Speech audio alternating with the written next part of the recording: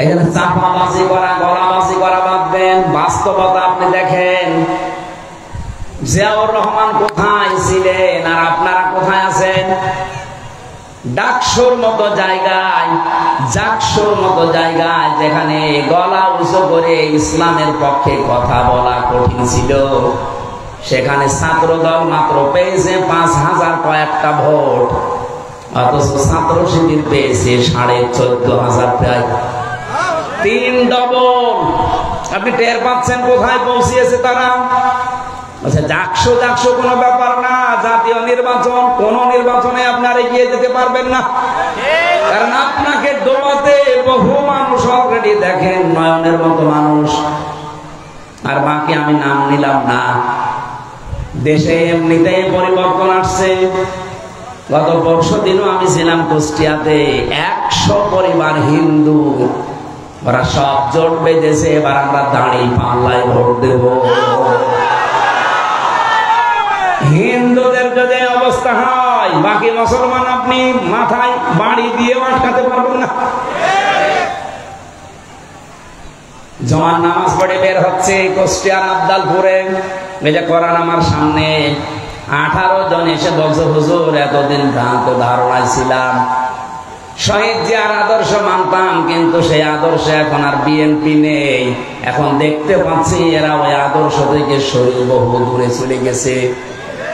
সুতরাং পৃথিবীতে যদিও আমরা ভ্রান্ত ধারণায় ছিলাম, যে কয়দিন হায়াতে জিন্দেগিতে বেঁচে আছি, আল্লাহর দিন কায়েমের জন্য এখন আমরা চেষ্টা চালাবো।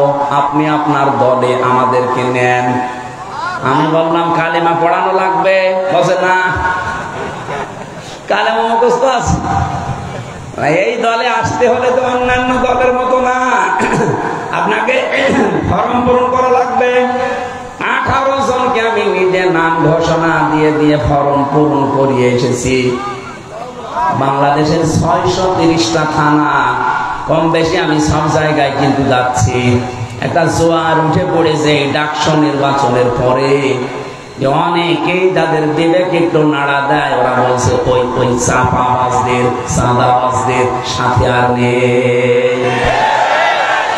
1500 বছর আগে একটা আয়াত নাযিল হয়েছিল, এটা আমার মনে হয় বাংলাদেশে এই মাত্র নাযিল হয়েছে। আবার ওয়ারাইতান নাসা ইয়াদখুলুনা ফি দীনিল্লাহি আফওয়াজা।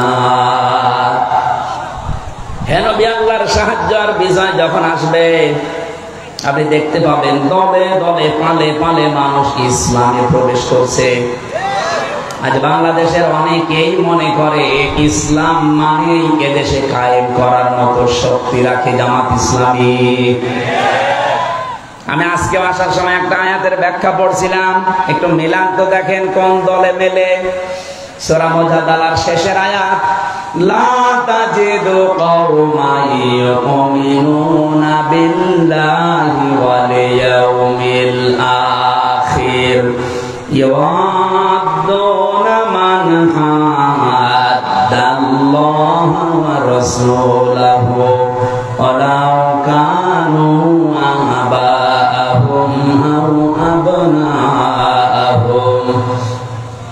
আও ইখওয়ানাহুম আও আশীরাতাহুম উলাইকা কাতাবা ফি কুলুবিহিমুল ঈমান ওয়া আইয়াদাহুম বিরূহিম মিন ইলা আখিরি আয়াত। এই ভালো করে শুনবেন, যেহেতু কথাটা কোরআনের, কোনো ভেজাল আছে?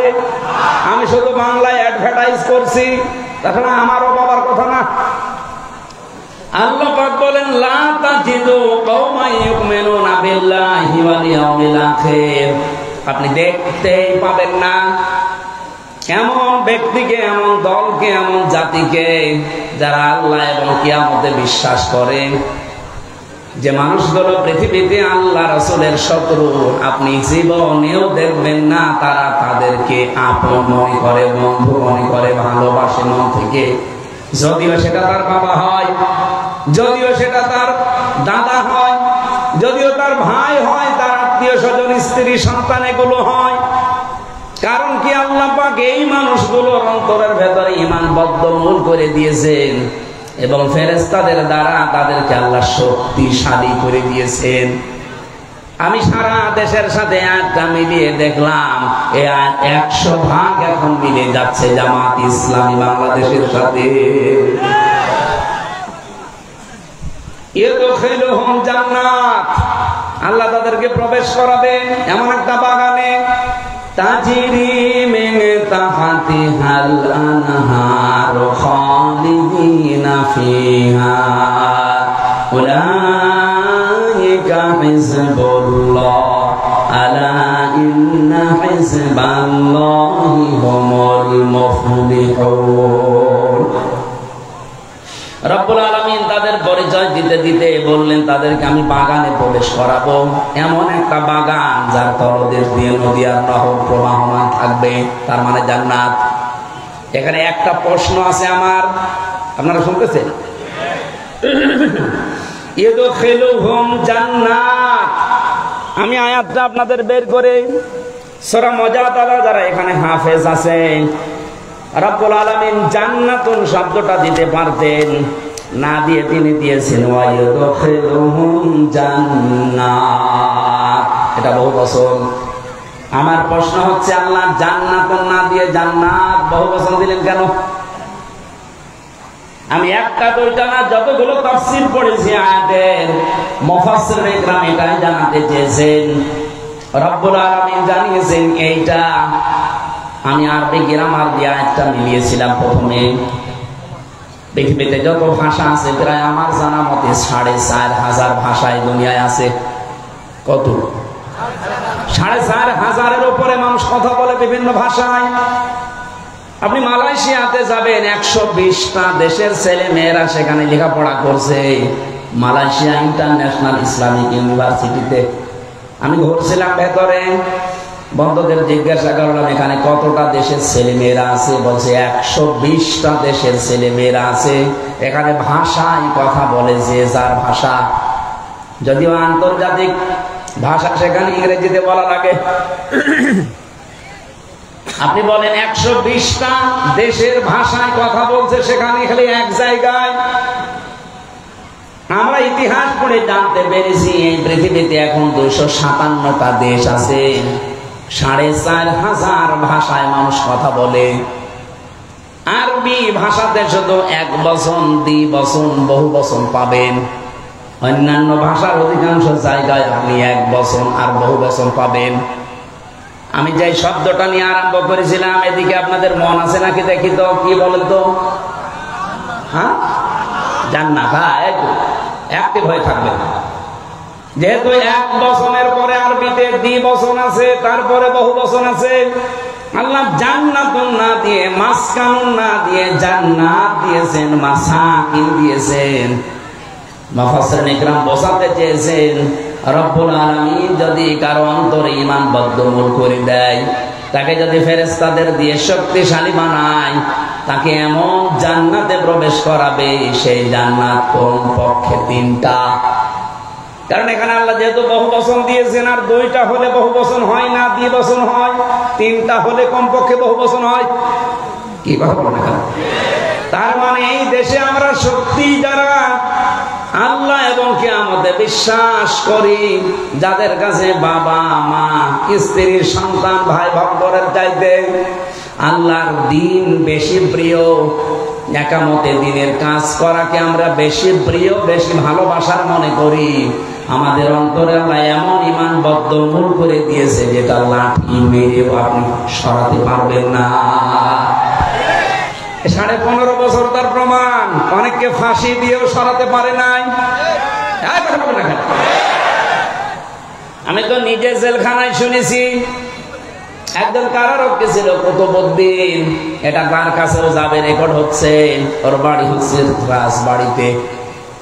গভীর রাতে, রাত 12টার পরে ডিউটিতে এসেছেন। আমি তখন কোরআন পড়ছিলাম, যেহেতু আমি ফাঁসির কন্ডেম সেলের ভেতরে, আমার কাছে কেউ আসে না। উনি এসে আমারে বলছেন, হামজা ভাই একটা কথা বলি, আমি এখনো পর্যন্ত একটা বিষয় পরিষ্কার হতে পারি নাই। কি বিষয়? যেদিন শহীদ মীর কাশেম আলী রহমতুল্লাহ আলাইহি তাকে ফাঁসি দেয়, সেদিন আমি তার ডিউটিতে ছিলাম। সন্ধ্যার সময় এসে বললাম যে স্যার, আপনার রাত 10টায় ফাঁসি, আপনি রেডি হন। উনি আমারে বলছে, কুতুব ভাই এখন বাজে কয়টা? এখন বাজে তো 7:30। এখনো পর্যন্ত প্রায় 2.5-3 ঘন্টা সময় আছে। এত সময় আমি কি করব? আমি একটু ঘুমিয়ে গেলাম। তুমি আমার আধা ঘন্টা আগে ডাক দিও, আমি 2 রাকাত নামাজ পড়ে মঞ্চে, ফাঁসির মঞ্চে চলে যাব।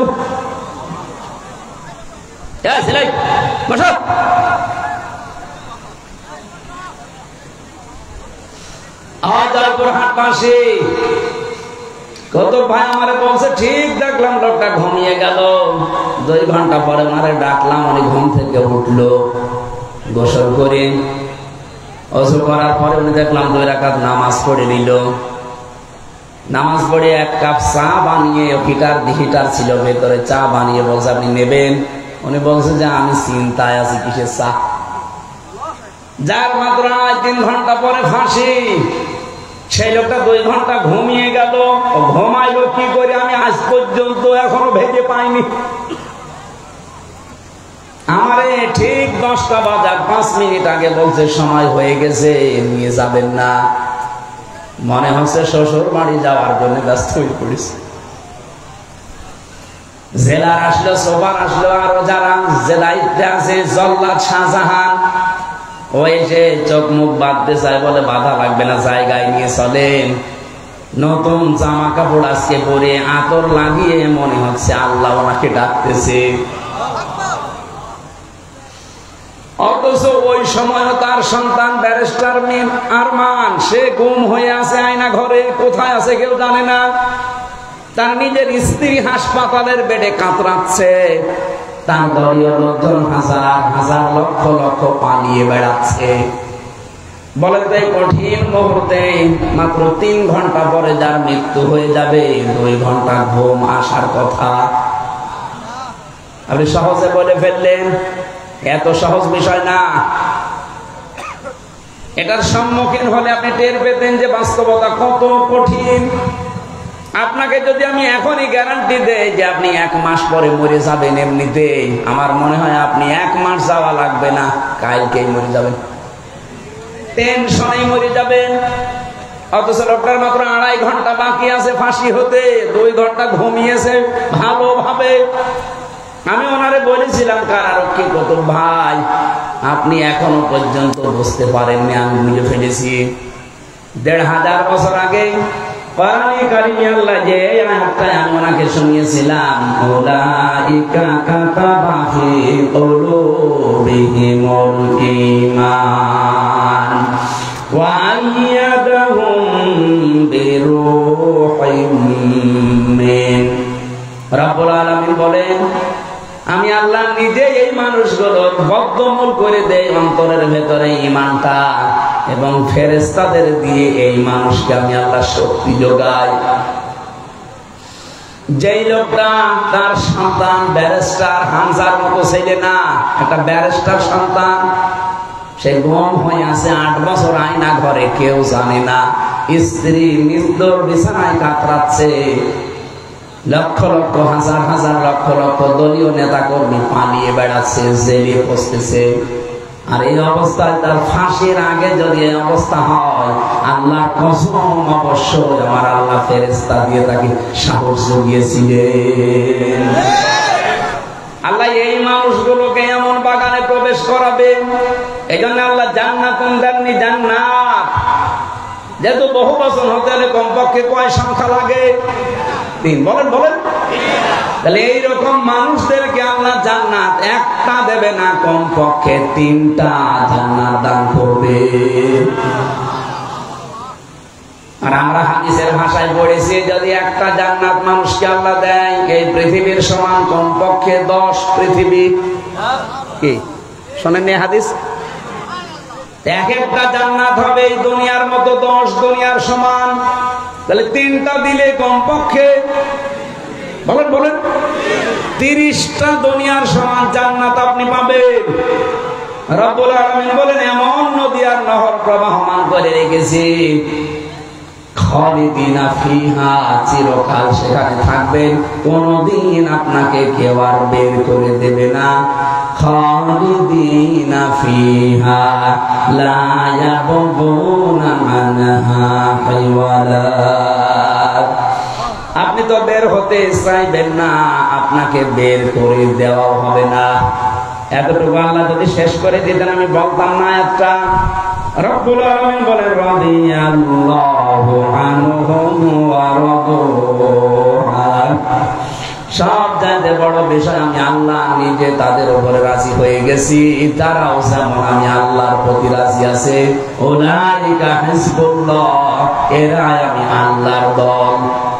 আলা, জেনে রাখো, সাবধান, ইন্না হিজবাল্লাহি হুমুল গালিবুন হুমুল মুফলিহুন। জেনে রাখো, সাবধান হও, অবশ্যই আল্লাহর দল যারা করে তারা বিজয়ী, সফল কাম করে। বলে সুবহানাল্লাহ। জয়পুরহাটবাসী আমি শুধু বলার জন্য বলছি না, বাস্তবতা কি? এই দেশে তো কত মানুষকে দেখতে পাচ্ছি, তাদের ভেতরে এই গুণাগুণগুলো আমি পাই না।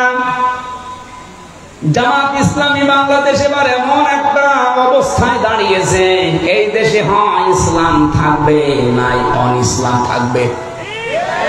আমরা বদরের ময়দান দেখিনি, কিন্তু সামনে এবার বদর বাংলাদেশে তৈরি হবে। বদরের ইতিহাস পড়েছি। হযরত আবু বকর তার সন্তান আব্দুর রহমানের বিরুদ্ধে দাঁড়িয়েছিলেন, স্বামী দাঁড়িয়েছিল স্ত্রীর বিরুদ্ধে, দোলা ভাই দাঁড়িয়েছে শালার বিরুদ্ধে। হযরত আবু বকরের সন্তান আব্দুর রহমান বাড়িতে এসে বলছে, আব্বা, বদরের ময়দানে যুদ্ধ যখন চলছিল 3 বার তোমাকে আমি দেখতে পেয়েছি, কিন্তু একবারও কিছু বলিনি, তুমি আমার বাবা, এই জন্যে। অন্য কেউ হলে আমি তাকে জবাই করে ফেলতাম। হযরত আবু বকর বলে, সন্তান, 3 বার আমাকে দেখার পরও তোমার কিছু মনে হয়নি, তুমি আমাকে ছেড়ে দিয়েছো বাবা বলে। আল্লাহর কসম, আমি যদি তোমার একবার ওই যুদ্ধের ময়দানে দেখতে পেতাম, একবার এই 2 খণ্ড করে ফেলতাম। বলেন তো সেই অবস্থা এখন সামনে আসতেছে কিনা? এদেশে আর কোন দল নেই, বাংলাদেশে হয় আল্লাহর দল, নয় শয়তানের দল। যারা আল্লাহর আইন কায়েম করতে চায়, সে যেই হোক, তারা আল্লাহর দল। যারা মানুষের তৈরি করা আইন কায়েম করতে চায়, তারা যে দলের নাম নিয়ে আসুক, তারা শয়তানের দল।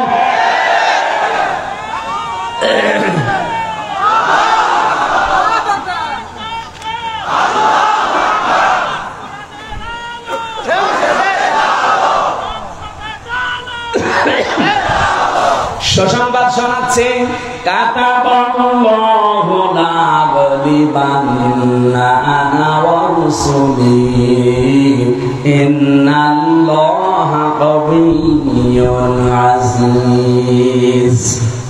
আল্লাহ পাক বলেন, আমি লিখে দিয়েছি, আমি সই করে স্বাক্ষর করে দিয়েছি যে আমি আল্লাহ এবং আমার রাসূল যারা, তাদের আমি বিজয়ী করব, তারা বিজয়ী হবে। এই গ্যারান্টি কার? এই জন্য চর্ম চোখে যদি উল্টা পাল্টা কিছু দেখেন, এগুলো সব মরিচিকা। সর্বশেষ বিজয়ী হওয়া আমার আল্লাহ এবং রাসূলের দায়িত্ব। যেহেতু রাসূল নেই, এই জন্য আল্লাহ রাসূলই বহু বচন দিয়েছেন। আল্লাহ বলেন, আমি লিখে দিয়েছি বিজয়ী হওয়া। লা আগলিবান্না, লামে তাকিদ, নুনে সাকিলা। আল্লাহ গ্যারান্টি দিয়েছেন 2 বার যে অবশ্যই আমি আল্লাহ বিজয়ী হব এবং আমার রাসূলরা। যেহেতু রাসূল এখন পৃথিবীতে নেই, রাসূলের উত্তরাধিকারী যারা আলেম, এই মানুষগুলোর সামনে বিজয়ী হবে। এই জন্য অনেকেই চিন্তা ভাবনা এখনো আছেন যে না জানি যদি এবার পাস না হয়, তাহলে আমার ইমামতি থাকবে। তো আপনি ইমামতি নিয়ে আছেন, আর আপনার এই ধারণা কেন তৈরি হয় বলেন?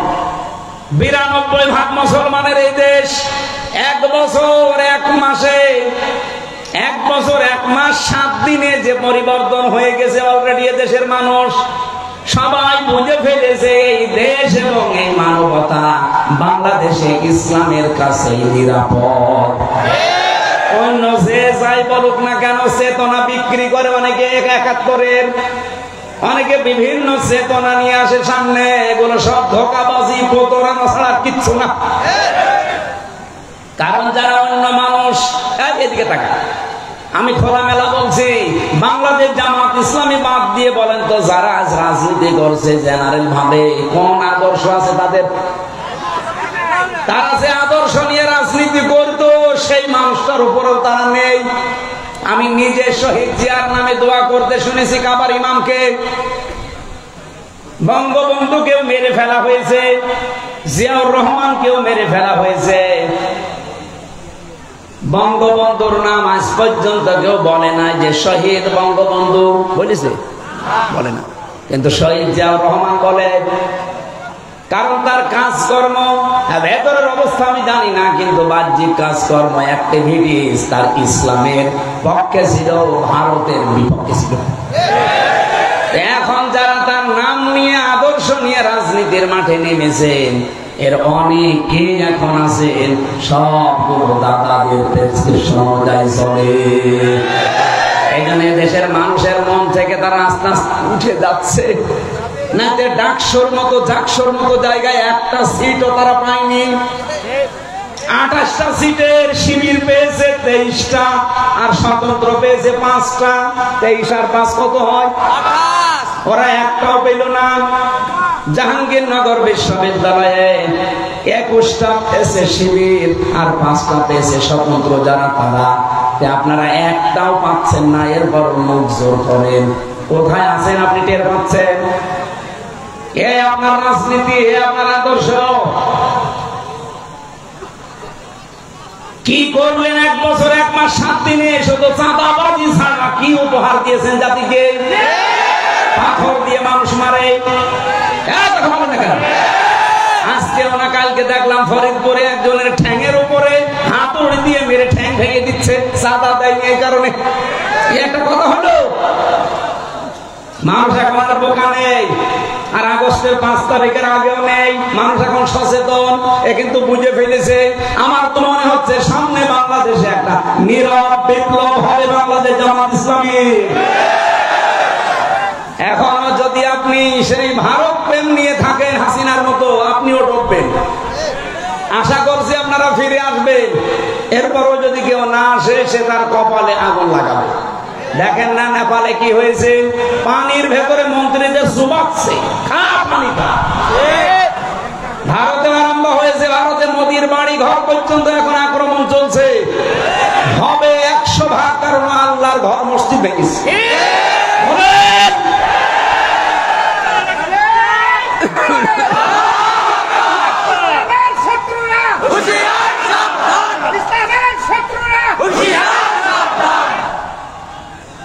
যেই দিন আল্লাহর ঘরেও হাত দিয়েছে, ওই দিনই আমার মনের বিশ্বাস যে থাকবে না।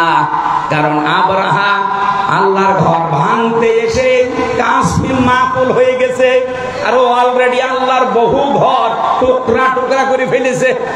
তো ওকে আল্লাহ টুকরা করবে না? আমার বাড়ি ভেঙে দিলে যেমন আমার রাগ হয়, আল্লাহর বাড়ি আপনি ভেঙে দিলেন, তা 1টা 2টা না, বহু ঘর ওরা ভেঙে দিয়েছে, মসজিদ মাটির সাথে মিশিয়ে দিয়েছে। ভারতকেও আমার আল্লাহ দেখবেন এই মসজিদ ভাঙার অপরাধে প্রতিশোধ নিয়ে টুকরা টুকরা করে ফেলবে। ভারত প্রতিবাদ দেওয়া লাগবে এই দেশে। কোন আগ্রাসন এই দেশে আমরা চলতে দেব না। এই দেশ চলবে এই দেশের মানুষের চেতনা অনুযায়ী। কোথায় কোন চেতনা এসেছে, ও চেতনা এখন বাদ দেন। অনেকে বলে না আমরা 47-এর চেতনায় চালাবো, কেউ বলে আমরা 52-র চেতনায় চালাবো, কেউ বলছে 71-এর চেতনায়। না, আমাদের এই প্রজন্ম, আমরা যারা এখন আছি এদেশ, যারা এই দেশটা এবার আমরা মুক্ত করেছি, আমরা 47 দেখিনি, আমরা 52 দেখিনি, 71 দেখিনি, আমি 24 দেখেছি। বলেন, আমি ওগুলো অস্বীকার করি না। হ্যাঁ, অবশ্যই ওগুলোর মর্যাদা আছে, কিন্তু চেতনা বিক্রি করা বাদ দেওয়া লাগবে। আপনি কোন কারণে এই 54 বছর পরে এসে আমারে আপনি রাজাকার বলবেন? তো জন্মই হয়েছে 92 সালে। কথা বলেন না কেন? আমার বাবার বয়স ওই সময় হয়তো 1 বছর বা 6 মাস হতে পারে। কোন কারণে এই ট্যাগ আমার উপরে দিলেন? অথচ যারা এই ট্যাগগুলো এখনো পর্যন্ত দিতে চায়, আপনি খোঁজ করে দেখেন তাদের দলের ভেতরে রাজাকারের সংখ্যা 1040 জন। আর যাদেরকে এই ট্যাগ দেওয়া হয় তাদের নামে মাত্র 37 জন, তারা 11 জন ফাঁসি হয়ে গেছে। রাজাকার হলে যদি ফাঁসি দেওয়া হয় তাহলে 1040 জনকে আগে ফাঁসি দেওয়া লাগবে। কথা বলেন না কেন? সুতরাং এই চেতনা বিক্রি করলে আপনিও ডুববেন। হাসিনা যেমন ডুবেছে আপনিও ডুববেন। আর হাসিনাকে হযরত বলেছিল এখানকার কোন আল্লাহর ওলি জানো? কোথায় সে ওলি? কত বড় জাহেল! এরকম একটা জালেমা মহিলা পৃথিবীর নিকৃষ্ট তালিকায় যার নাম, তারে বলছে হযরত শেখ হাসিনা। নাউযুবিল্লাহ। ওর নামে তো শেখ দেওয়াও ঠিক না। শেখ মানে বুড়ো। শেখ মানে কি? মুরব্বি বুড়ো। হাসিনা বলাও ঠিক না। হাসিনা মানে সুন্দরী। এর বিপরীতটা রাখা দরকার। যত মানুষের হাতে রক্ত, যত মানুষের রক্ত তার হাতে লেগে আছে, পরে আপনি সুন্দরী বলবেন কোন কারণে? সুন্দরী মানুষ এই করে। লক্ষ লক্ষ মানুষকে দেখলাম কাবা শরীফে এই রুকনে আমিনি থেকে হজরে আসওয়াদ এটা পার হওয়ার সময় এই নামটা উচ্চারণ হচ্ছে। হাসিনা না হাসানা? রব্বানা আতিনা ফিদ দুনিয়া হাসানা ওয়া ফিল আখিরাতি হাসানা ওয়া কিনা আযাবান্নার। ইয়া আল্লাহ, দুনিয়ায় তুমি শান্তি, স্বস্তি, নিরাপত্তা দাও, আখিরাতেও শান্তি দিও, আর জাহান্নামের আগুন থেকে আমাদের বাঁচাও। জেলে আমি যেখানে ছিলাম, এই ফাঁসির কন্ডেম ছেলে, মাঝে মাঝে আওয়াজ শুনতাম, আমাদের তো বের হতে দিত না। আমার নিস্তারায় একজন থাকতো, চলচ্চিত্র জগতে কাজ করে, বাড়ি হয় কুমিল্লা। ধর্ষণ মামলা, এসেছে জেলে। মাঝে মাঝে দেখতাম নামাজ পড়তে পড়ে দোয়া করছে, একদিন হাত তুলে রব্বানা আতিনা ফিদ দুনিয়া হাসিনা। কি গো ডাক দিলাম, কোরআন শরীফ পড়তে পারেন? বলছে না। কি দোয়া করলেন? খুব ভালোবাসি হুজুর আপারে, খুব ভালোবাসি আপারে। হাসানা না বলে আমি হাসিনা বলি সবসময়। তো দোয়া কবুল করতে আল্লাহর বই গেছি।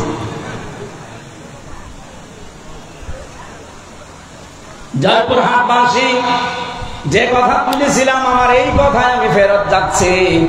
কোরআনে কারিমে পৃথিবীতে যেহেতু শুধু মুসলমানদের জন্য আল্লাহ দেয়নি, দুনিয়াতে আমরা মানুষ বড় বাচ্চা যারা বিবেচিত আছি সবার জন্য আজকের এই কোরআন।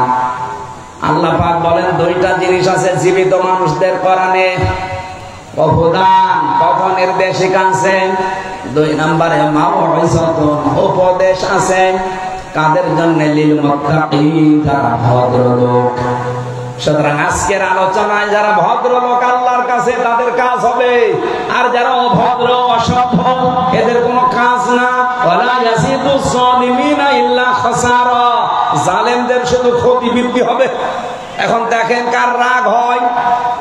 আমি রাসূলের উপরে দরুদ আর সালাম পাঠ করার মাধ্যমে তেলাওয়াতকৃত আয়াত ছিল আমার সূরা আরাফ 26 নম্বর আয়াত, মাত্র একটা আয়াত পড়েছি। আমার মাথার ভেতরে আয়াত নিয়ে যত কথা আছে, আমার তো মনে হয় যে সারা রাত না, আমার সারা জীবন বললে এই আয়াতের কথা শেষ হবে না। আমরা খুব সামারাইজ করব, শর্টকাটে মূল কথাগুলো ঘন্টা খানিক সময় নিয়েছি বলতে চাই। থাকবেন না? জবান ছেড়ে কোরআনের সোনালী আয়াতটা একবার পড়েন। আমরা তাফসীরুল কোরআন মাহফিলে তাফসীর আকারে কথা বলতে চাই। ইয়া বানি আদম ক্বাদ আনজালনা আলাইকুম লিবাসা। আগে আমরা তাফসীর আকারে যদি বলতে চাই তাহলে শুদ্ধ তেলাওয়াত হয়ে গেছে। আমরা এবার এই সূরার নামকরণ জানতে চাই। সূরার নাম আরাফ। নাম কি? আরাফ। বলেন বলেন। আরাফ। এটা হচ্ছে জাহান্নাম আর জান্নাতের মাঝে একটা প্রাচীরের নাম। এখানে জান্নাতি আর জাহান্নামী মানুষদের ভেতরে কথোপকথন হবে, ওয়াবাইনাহুমা হিজাব ওয়া আলাল আরাফি রিজালুন ইয়ারিফুনা কুল্লাম বিসিমাহুম। জান্নাতি আর জাহান্নামী মানুষের মাঝখানে একটা প্রাচীর আল্লাহ বানাবেন। কিছু মানুষকে আল্লাহ ওই জায়গায় দাঁড় করিয়ে রাখবে।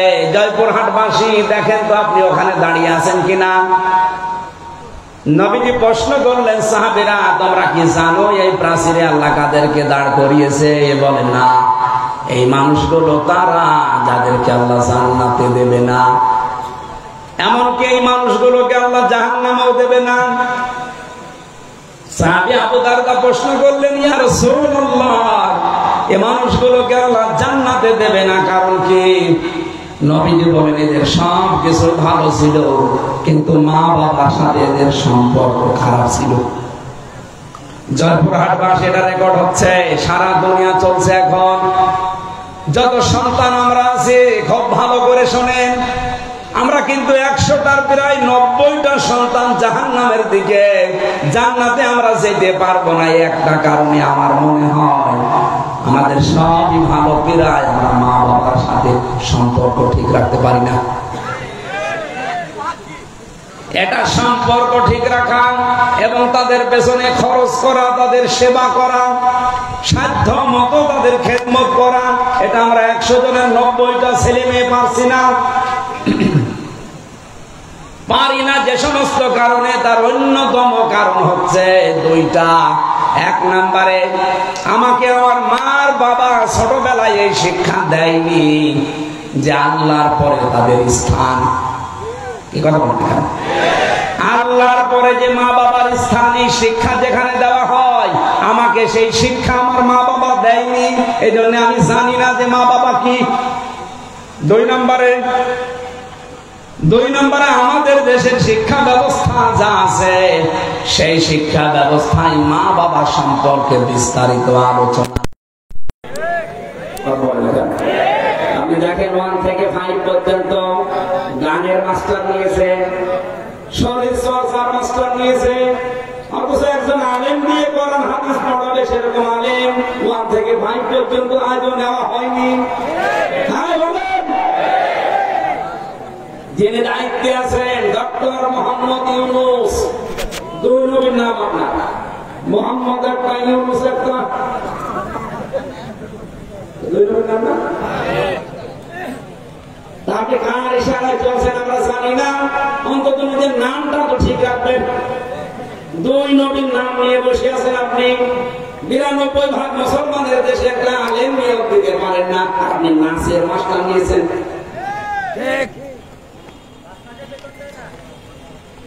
ইসলামিক ফাউন্ডেশন আছে, কিছুটা কোরআন হাদিস শেখায় বাচ্চাদের, ওদের 5 মাস সংস্কৃত বেতন বন্ধ। ধর্ম মন্ত্রণালয় যিনি আছেন, কি করছেন আপনি? হয় দায়িত্ব সঠিকভাবে পালন করেন, না ছেড়ে দেন। বাংলার মুসলমানেরা সব এক হওয়া দরকার এই জায়গায়, ধর্ম এখানে দেখা যাবে না।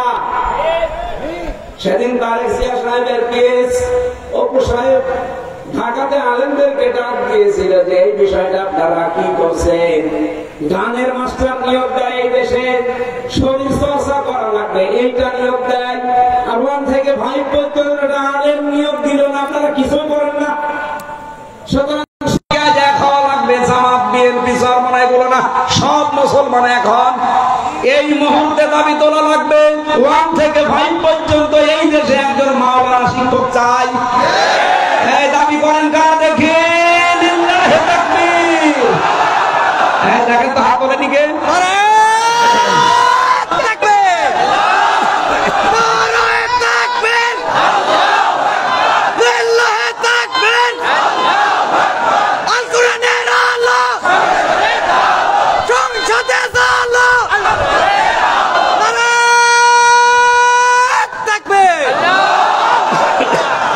জয়পুরবাসী, এটা শুধু আমাদের দাবি না, হিন্দুরাও দাবি করছে। আজ হিন্দুরাও বলছে আমাদেরকেও ধর্মীয় শিক্ষা দেওয়ার জন্য, আমাদের ধর্মের একজন করে নেন, অসুবিধা নেই। কারণ কোন ধর্ম মানুষকে খারাপ হতে শেখায়? বলেন বলেন। আমাদের আওয়াজ হয়তো ডক্টর ইউনূসের কাছে পৌঁছাবে কি জানি না, কিন্তু আমার মনে হয় আল্লাহর আরশে পৌঁছে গেছে। ইব্রাহিম নবীর পক্ষে একটা ব্যাঙ ছিল, শুধু পোশাক করেছিল, আল্লাহ তাকেও কবুল করে নিয়েছে, তার পোশাকও পাক করে দিয়েছে।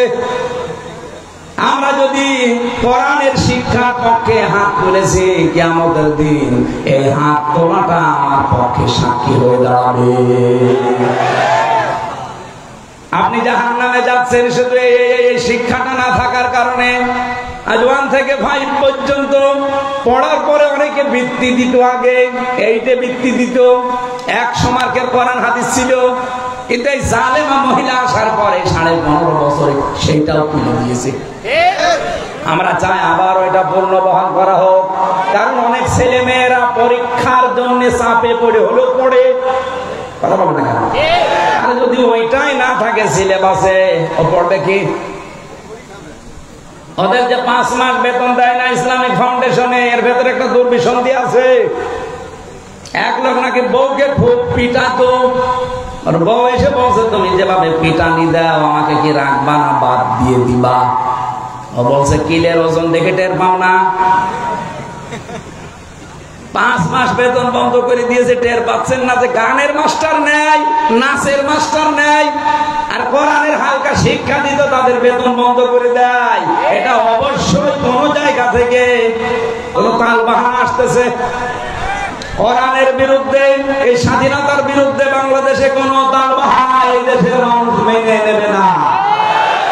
কথা বলেন। আপনি আমাদের জাহান্নামে নিয়ে যেতে চান?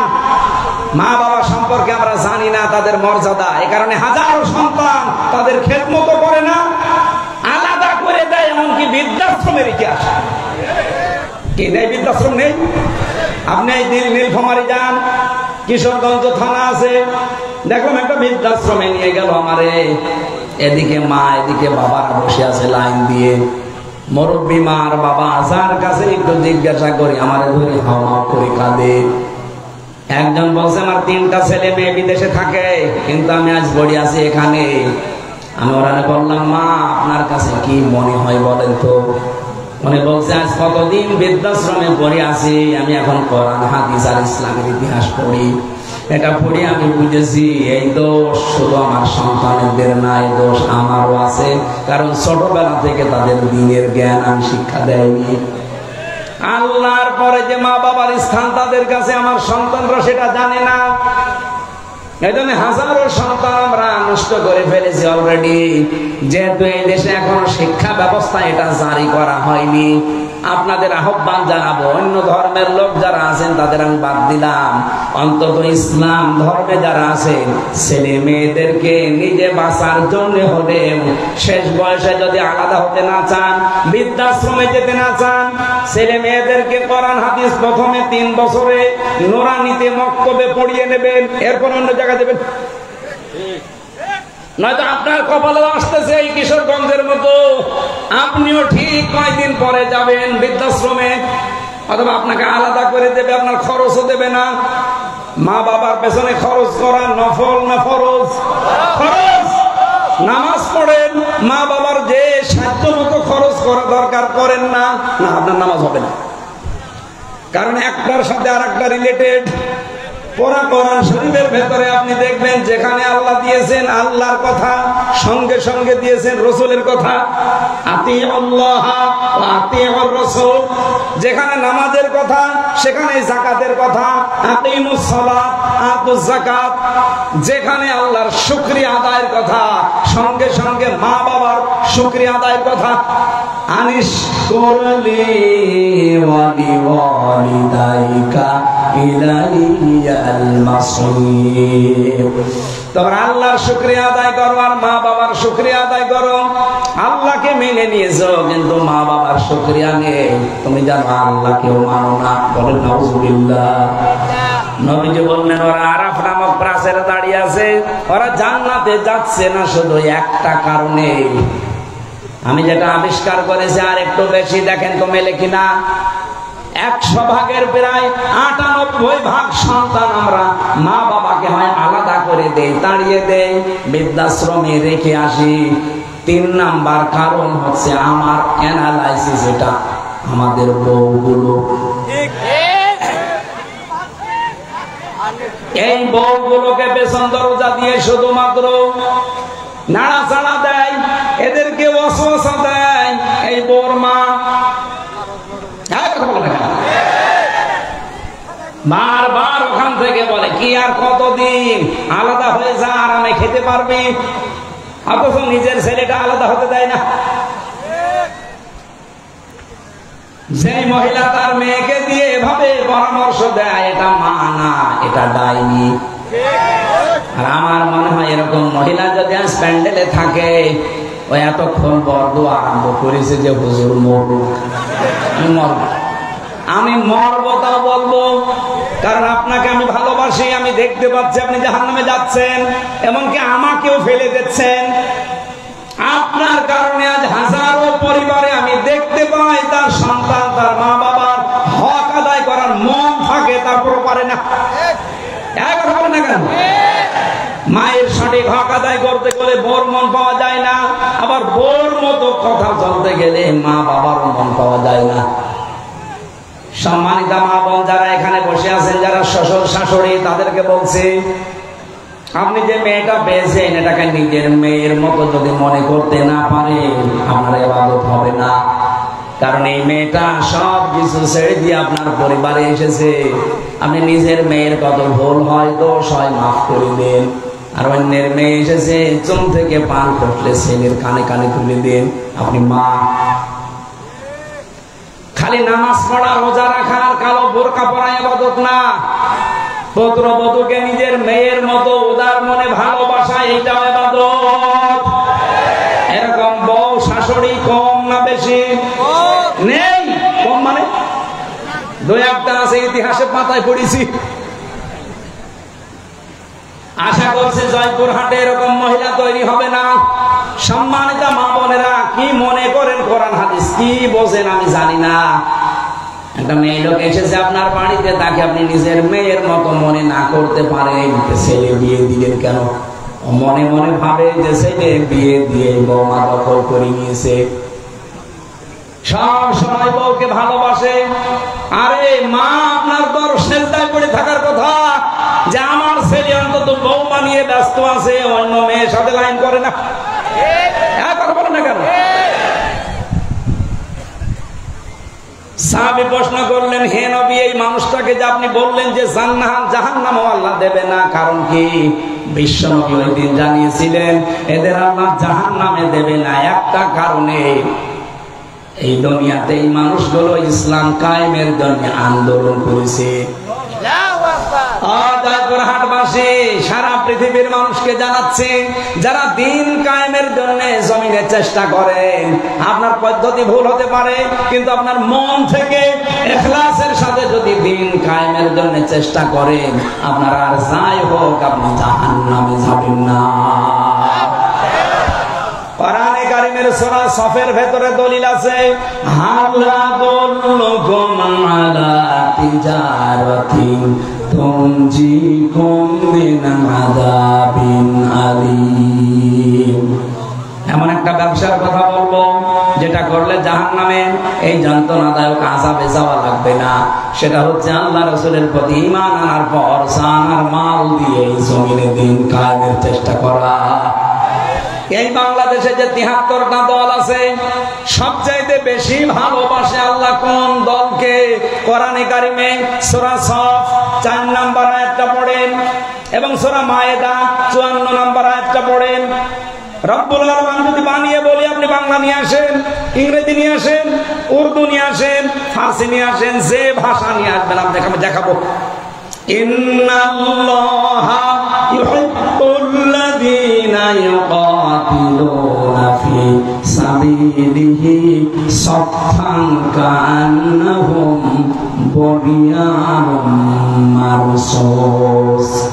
অবশ্যই আমি আল্লাহ ওই দলকে ভালোবাসি যারা সীসা গড়া প্রাচীরের মতো ঐক্যবদ্ধ হয়ে এই জমিনে আল্লাহর দ্বীন কায়েমের জন্য চেষ্টা চালিয়ে যাচ্ছে।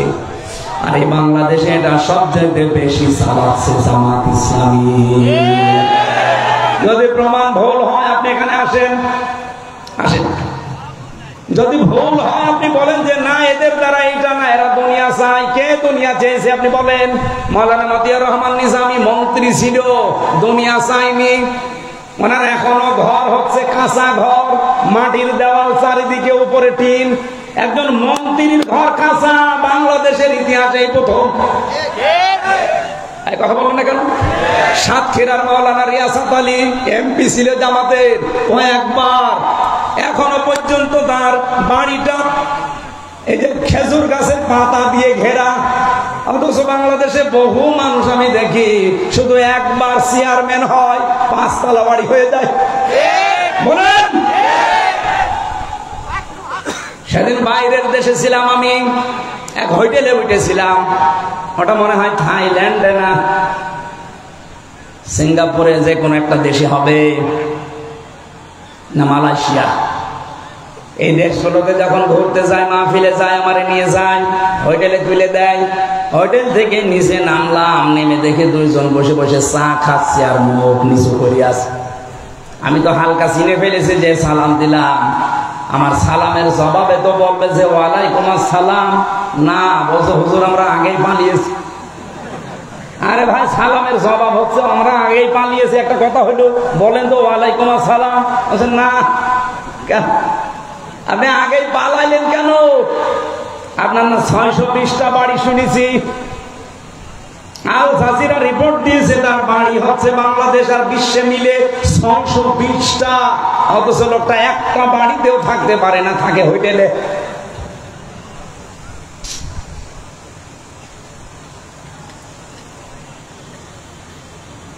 অথচ এই মানুষগুলো 620টা বাড়ি বানায়নি, একটা বাড়িও না, মাটির দেওয়া। একজন মন্ত্রী, একজন এমপি, আরে মেম্বার না, চেয়ারম্যান না ইউনিয়ন পরিষদে, উপজেলা চেয়ারম্যান না, মেয়র না, একজন মন্ত্রী। আপনি চিন্তা করতে পারেন? আমি তো কোরআনের সাথে মিলিয়ে দেখছি যে মিলে যায় এদের জীবন। এদের 18টা এমপি ছিল, 1 টাকার দুর্নীতি পায়নি। বাতিলটা চেষ্টা করেনি, অনুবীক্ষণ যন্ত্র লাগিয়ে রেখেছে, 1 টাকাও পায়নি দুর্নীতি। 250-এর উপরে উপজেলা চেয়ারম্যান ছিল, 1 টাকা দুর্নীতি পায়নি। 1000-এর উপরে ইউনিয়ন চেয়ারম্যান ছিল, পায়নি। 1500-এর উপরে মেম্বার ছিল সারা বাংলাদেশে, 1 টাকা দুর্নীতি পাওয়া যায়নি। এর চাইতে আবার কি প্রমাণ দেওয়া লাগবে আপনাদের? এর চাইতেও যদি ভালো মানুষ দেখতে চান, আমার মনে হয় আপনাদের ফেরেশতা জিবরাইল ছাড়া সম্ভব না। এর চাইতে ভালো মানুষ দেখা সম্ভব না জিবরাইল ফেরেশতা ছাড়া।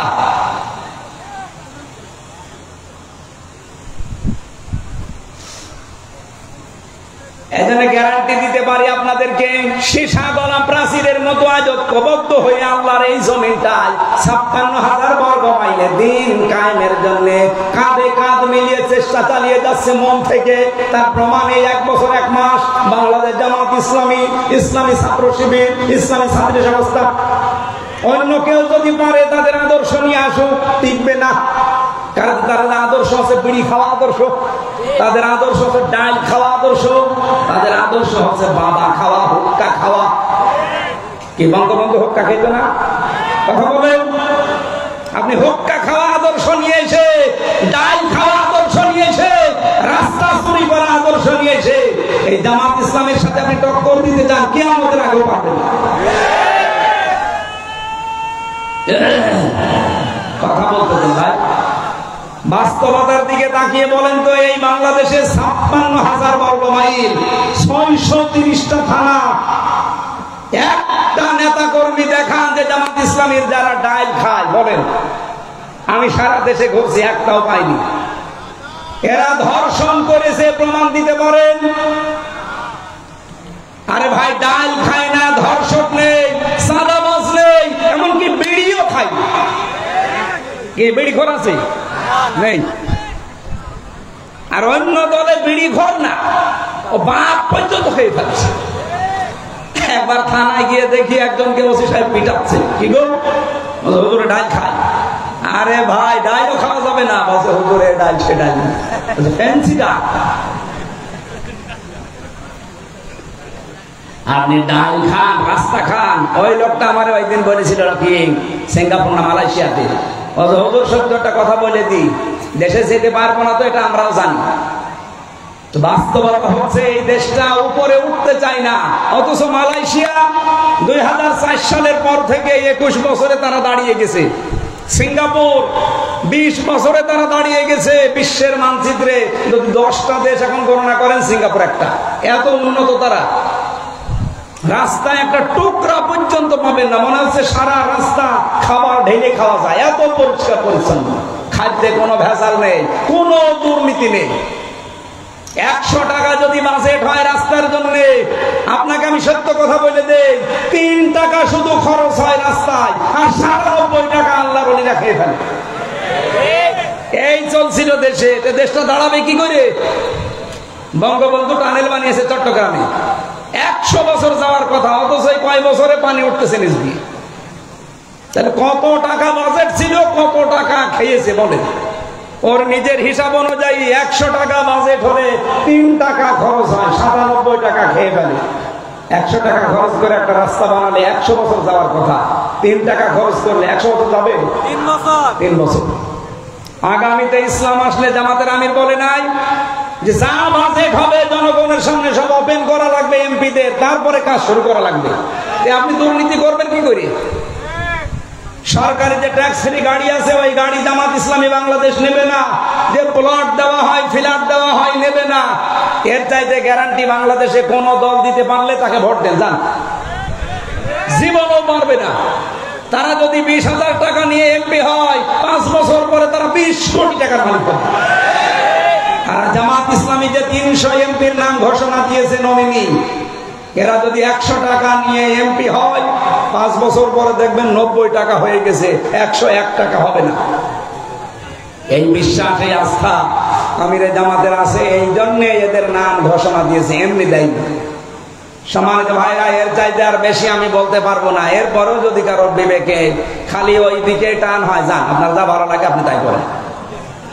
আপনি আবার ওই মারা খাবেন, কি মারা জানো? ওইটা তো আর বলা যাচ্ছে না, ওইটা আমি বলতে পারবো না, ফজু আপনার কাছে শুনুন। আবার মারা খাবেন, কি মারা? না, ওটা বলা যাবে না। আরে তো বগুড়া, জয়পুরহাট, ওরে বাবা খুব ঝামেলা। তাহলে ইসলামী আন্দোলন করলে একটা লাভ, জাহান্নামে যাওয়া লাগবে না। আর যাই হোক, সুতরাং অ্যাক্টিভ হওয়ার জন্য আহ্বান জানাচ্ছি। যারা এখনো দোদুল্যমান অবস্থায় আছেন, ছড়িয়ে ছিটিয়ে আছেন, আসেন অ্যাক্টিভ হন। দিন কায়েমের জন্য ঐক্যবদ্ধ হয়ে চেষ্টা করলে আল্লাহ বেশি ভালো পাবে। বলেন না কেন? সূরা এইরকম একটা সূরার একটা মাত্র আয়াত, 26 নম্বর আয়াত। এটা পোশাক নিয়ে আলোচনা।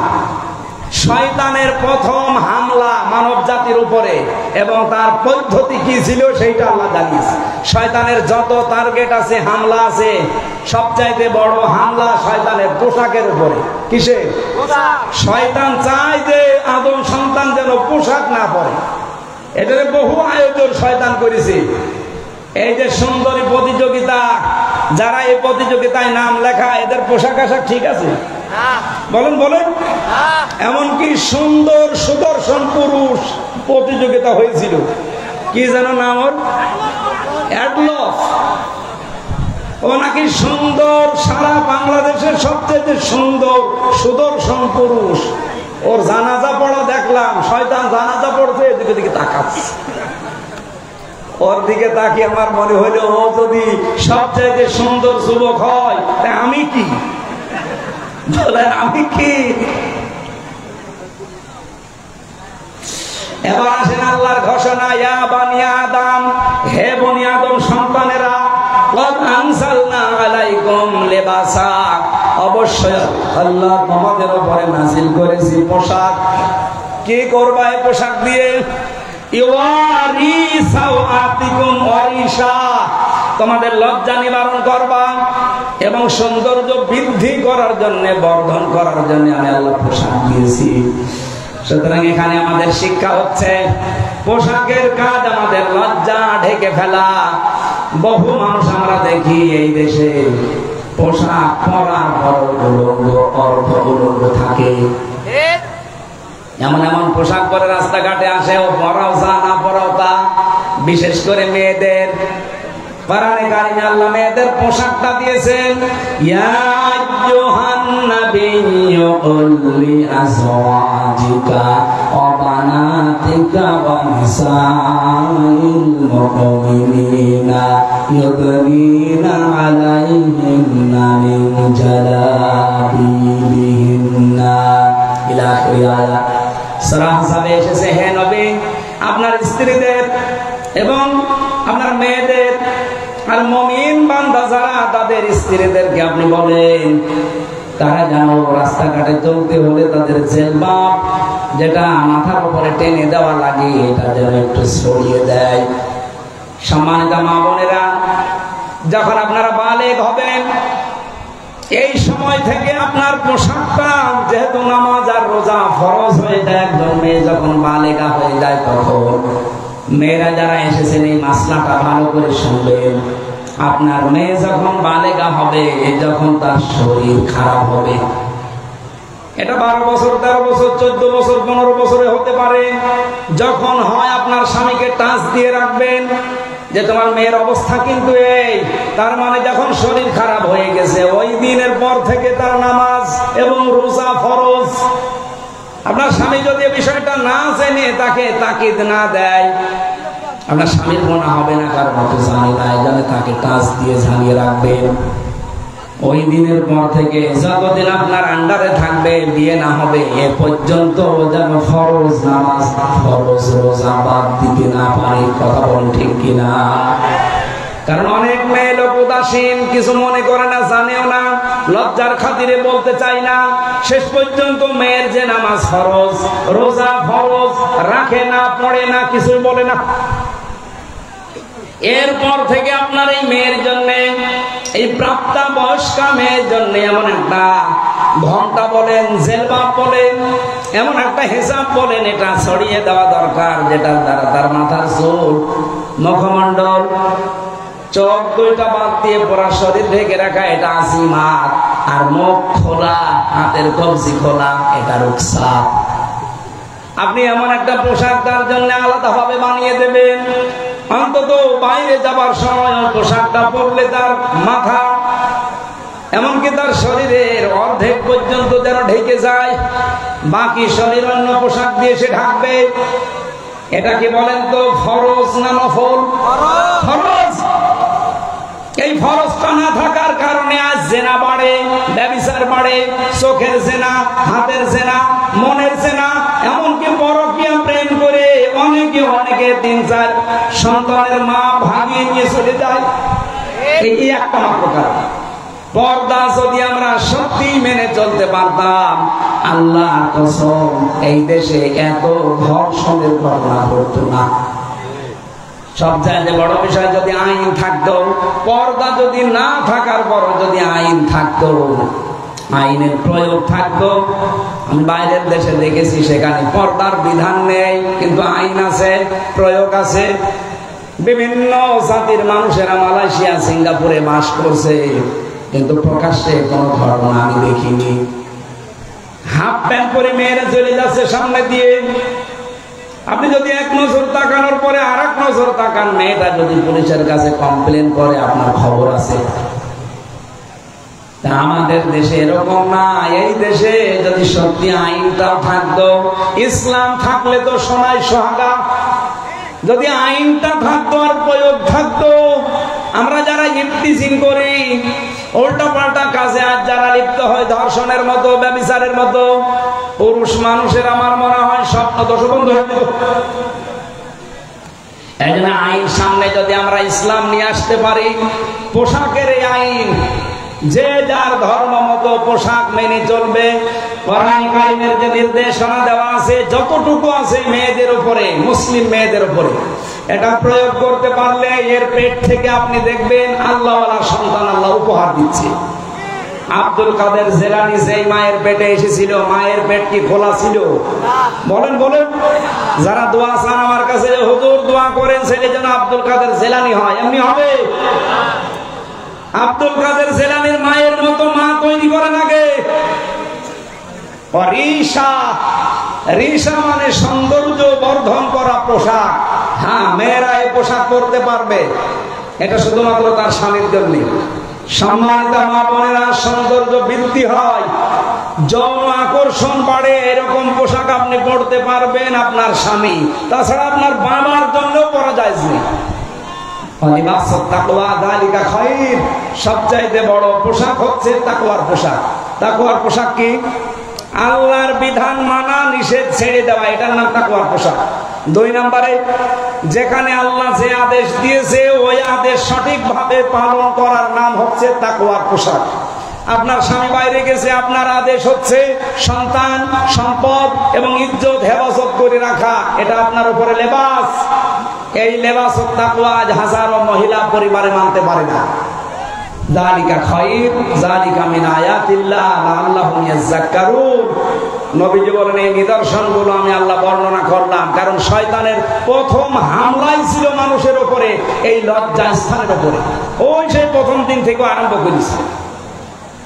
ইয়া বানি আদম লা ইফতিনান্নাকুমুশ শাইতান, হে বানি আদম সন্তানেরা, শয়তান যেন তোমাদেরকে ধোঁকায় ফেলে না দেয়, প্রতারণা না করে তোমাদের সাথে। কামা খরাজা আবাইকুম মিনাল জান্নাহ, যেমন তোমাদের বাবা মাকে জান্নাত থেকে প্রতারণা করে বের করে দিয়েছিল। শয়তানের মধ্যে এই উদ্দেশ্যটা ছিল না, আমি তাফসিরে পেয়েছি যে আদম আর হাওয়াকে জান্নাত থেকে বের করে দেওয়া লাগবে না। ওর প্রথম উদ্দেশ্য ছিল যে আমি তাদের উলঙ্গ অবস্থায় দেখবো। এই জন্য শয়তান হচ্ছে যৌনবাদী আর আমরা হচ্ছে মৌলবাদী। আপনি মৌলবাদী পরিচয় দিতে আপনার লজ্জা হয়। মৌল মানে আল্লাহ, মৌল কি? মৌল যেহেতু আমরা আল্লাহকে মেনে চলে, সুতরাং আমরা মৌলবাদী। যারা এই ঘোষণা দেয় যে মৌলবাদীর ঠিকানা এ বাংলায় হবে না, ওই সন্তানরা যাও সন্তান। মৌলবাদী না হলে তো আপনার মা বাবার বিয়ে হতো না, কারণ আল্লাহর নাম ছাড়া বিয়ে দিলে বিয়ে জায়েজ হয়। কাকে মৌলবাদী বলেন? নিজের গায়ে নিজে থুতো ফেলছে। তাহলে শয়তান হচ্ছে যৌনবাদী ও যৌনতা ছড়াতে ভালোবাসে। সুতরাং যে সমস্ত মেয়েরা নিজেদের লজ্জাস্থান সহ গোপন অঙ্গগুলো আরো মানুষকে দেখিয়ে শান্তি পান, আপনি মনে করবেন শয়তান আপনাকে দখল করে ফেলেছে। এখন বাড়ি যান, বাড়িতে যাওয়ার পরে যদি দেখেন আপনার স্ত্রীকে সালাম দিলেন আর আপনার স্ত্রী আপনাকে বলছে শুকরের বাচ্চা, ভালো লাগবে? আপনার রাগ হবে না? জ্ঞানী মানুষ হলে আপনার রাগ হওয়ার কথা না। আপনি চিন্তা করবেন কি গো, এটা শিক্ষিতা মেয়ে, ধার্মিক মেয়ে, কোনদিন আজ পর্যন্ত আমার মুখের উপরে মুখ দিলে কথা বলে না, অথচ এখন আমার সালাম দেওয়ার পরে শুকরের বাচ্চা গালি দেয়। অবশ্যই এর জিরে ধরেছে। কিছু ধরেছে? আপনি যখন দেখবেন যে যৌনতা ছড়াতে আপনার ভালোবাসেন, উলঙ্গ অর্ধউলঙ্গ পোশাক পরতে আপনার ভালো লাগে, আপনি মনে করবেন শয়তান আপনাকে দখল করে ফেলেছে। কারণ শয়তান সবসময় যৌনতা ছড়াতে ভালোবাসে। আল্লাহ আমাদের হেফাজত করুন। মেয়েদের এমন এমন সন্তান আল্লাহ আমাদের উপহার দান করুন। ফাতেমাতুজ জোহরার পেটে যেমন এসেছিল, কথা বলেন না কেন? আল্লাহ আমাদেরকে আয়াতটা বাস্তব জীবনে, এটা শয়তানের প্রথম হামলা, ও মানুষকে উলঙ্গ করতে চায়। আর দেখেন নভেল, নাটক, থিয়েটার, সিনেমা যা বানানো হচ্ছে সব কি করে উলঙ্গ করা যায় এই বুদ্ধি। আর এগুলো আসতেছে আমাদের দাদাদের দেশ থেকে। ওদের সিনেমার ভেতরে কোন শিক্ষা আছে? ওদের নাটকের ভেতরে কোন শিক্ষা আছে? শুধু উলঙ্গপনা ছাড়া বলেন। ওইটা দেখে দেখে আমাদের দেশেও বানানো হচ্ছে। আর যারা সবচেয়ে বেশি উলঙ্গপনা ছড়ায় তাদের নাকি দামও এই দেশে বেশি। এখন যে কয়টা চলচ্চিত্র জগতে কাজ করে, যাদের পোশাক যত ছোট তাদের টাকা তত বেশি। আমরা আগামীতে এই সিস্টেম পাল্টাবো, কথা বলেন না কেন? পর্দা করে যে সব জায়গায় চলা যায় তার বাস্তব প্রমাণ জাহাঙ্গীরনগর বিশ্ববিদ্যালয়। এজিএস যে মেয়েটা হয়েছে মেঘলা, আয়শা সিদ্দিকা মেঘলা, কে পর্দা নেই তার? আপনি যে বলেন যে না আমি অর্ধ উলঙ্গ না হলে মানুষ তাকায় না, আমার ভোট দেবে না, দেশে পাশ করলো কি করি? এই পরিবেশ তো এখনো যায়নি, যুগে আছি। ইসলাম আসতে দেন, এ বাংলাদেশকে আমরা মিনি জান্নাত বানাবো ইনশাআল্লাহ। এই আহ্বান রাখছি, আর আমার গলা ব্যথা করছে, এই জন্য আমরা শেষ করে দিচ্ছি। আল্লাহুম্মা আমিন। লা ইলাহা ইল্লা আনতা সুবহানাকা ইন্নী কুনতু মিনাজ জালিমিন। রব্বুল আলামিন চাতক পাখির মতো বসে আছে এরা। 1.5 ঘন্টা কথা বললাম, এরপরও মানুষ যায় না বাড়িতে। কোরআন শোনার জন্য যারা এত পাগল, এদেরকে তুমি মাফ করে দাও। এই বিশাল আয়োজন করতে গিয়ে তোমার যে বান্দারা শ্রম দিয়েছে, টাকা দিয়েছে, সম্পদ দিয়েছে, এদেরকে কবুল করে নাও। আমরা যারা অসুস্থ হয়ে পড়েছি, আমাদের শেফায়ে কামেলা আজেলা দান করো। জামিনদের জেলখানায় ওরা 3টা বছর শরীরটা নষ্ট করে ফেলেছে, ওরা আমার কণ্ঠটা নষ্ট করে দিয়েছে। আল্লাহ আমি ভিক্ষা চাই, কোরআনের জন্য আমার কণ্ঠ এবং শরীর আগের অবস্থায় ফিরিয়ে দাও। রব্বুল আলামিন এই দেশটা তুমি আবার কোরআনের হাতে তুলে দাও। সারা জীবনের মোনাজাত আমার চর্ম চোখে তোমার কালাম দিয়ে বাংলাদেশ চলছে, এটা একটু দেখবো। সুযোগ হালকায় এসেছে, আল্লাহ তুমি সুযোগটা পরিপূর্ণ কাজে লাগিয়ে দাও। দল মত জাতি বর্ণ ধর্ম নির্বিশেষে আওয়াজ উঠেছে, এবার আমরা সংসদে কোরআন চাই। আল্লাহ মোনাজাতটা মেহেরবানি করে কবুল করে কোরআনকে এবার সংসদে তুমি পাঠিয়ে দাও। কোরআনের আইন দিয়ে চললে কেমন লাগে আমরা একবার দেখতে চাই। রব্বুল আলামিন শয়তানের প্রথম হামলা মানব জাতির উপরে অলঙ্ঘপনা, বাহায়াপনা, অশ্লীলতা ছড়িয়ে দেওয়া। আমরা যাতে বিষয়ে সতর্ক থেকে আমাদের ইজ্জত আমরা হেফাজত করে চলতে পারি, সুযোগ দাও। বারাকাল্লাহু লাকা ওয়া লাকুম ফিল কোরআনিল আযীম। এই জয়পুরহাট জেলার মাটির নিচে যারা ঘুমিয়ে আছে, এদেরকে তুমি মাফ করে দাও। আল্লাহ আমার কণ্ঠটা তুমি মেহেরবানি করে ভিক্ষা দাও। যেই চাতালের উপরে কোরআনে কারিমের অনুষ্ঠান এরা সাজিয়েছে, এখানে যারা ব্যবসা বাণিজ্য করে, এদের বরকত দান করো। আল্লাহ তাআলা জমির মালিক, তুমি যাকে বানিয়েছো মেহেরবানি করে কোরআনের ইজ্জতে তাকে মাফ করে দাও। তার মা বাবাকে ক্ষমা করে দাও। তার স্ত্রী পুত্র সন্তানাদি যা দিয়েছো সেই সালাম তখনকার কাছে আসরাই পাঠিয়ে দাও। কেউ জানি না জীবনের শেষ কথা যেন বলতে পারি, লা ইলাহা ইল্লাল্লাহু মুহাম্মাদুর রাসূলুল্লাহ।